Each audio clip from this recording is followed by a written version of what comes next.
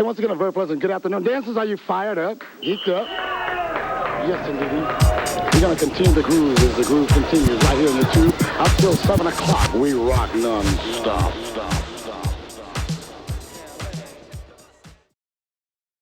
Piecelock 1 was at my old house on Channel Street, where we recorded, let's see, the first Giant Panda album, People on the Stairs Stepfather, People on the Stairs Fun DMC. Lots of stuff got made in that studio. I did the movie Street Dreams in that studio. We sold the house, we had to leave there. We're here in a new house, we're building a new studio, and this was a 3-car garage. It won't be when I'm done. It'll be a no-car garage. But the idea behind the studio is, it's not just to make a room. I think a lot of times, and I think a lot of younger people don't understand that a music studio isn't a room where you make music. That the best studios in the world are designed from the ground up, where every angle, every inch is calculated precisely. When you take these incident angles and deflection, refraction, all these acoustic terms and whatever, and you build a space that is acoustically and physically correct, mathematically correct, and set up in a way that it's going to give you the best and truest sounding room, and is also isolated from the outside environment so that you don't get sound traveling out, you don't get sound traveling in, and then also a room that you can track in, where you have an interesting acoustic, psychoacoustic space, so that things that are recorded in there and mic'd in there give the perception to the listener that it was recorded in an interesting sounding room. So there's all of these things that I had to take into consideration in a very small space. And the room is not a square.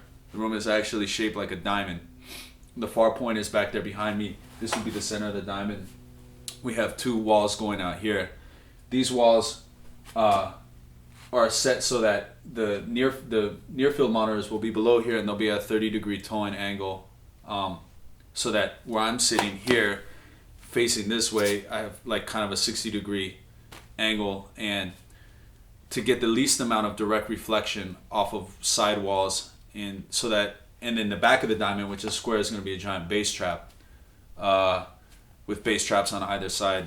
Obviously the glass isn't ideal, but the glass is necessary because on the other side there's a tracking room, which I took inspiration from the Lynn Collins, where they recorded Think by Lynn Collins, which was kind of like a cave. And so I built a solid filled cement cinder block wall, and on the front of that is going to be granite, and it's going to be like a cave. So that room is going to be really, really live. This room is going to be really, really dead. And in between the rooms, there's 2 isolated walls. They're not touching each other. There's an inch gap in between them. All the studs are isolated from each other. All the windows are isolated from each other. There's going to be SAFB rock wool here and here, et cetera, et cetera. So I don't know how technical you guys want me to get with this, but the moral of the story is, this isn't just a room, contrary to what my wife or friends might think. This is a space that, because I've been blessed to spend a lot of time in really classic studios like Fantasy, and United, and a couple other places, and seeing how these beautiful, like Putnam design rooms, these old rooms, how they were set up and built. I didn't want to just make a room to throw my stuff in and record. I wanted to make a room that was a tribute to the design of the past, and could make some music in the future. So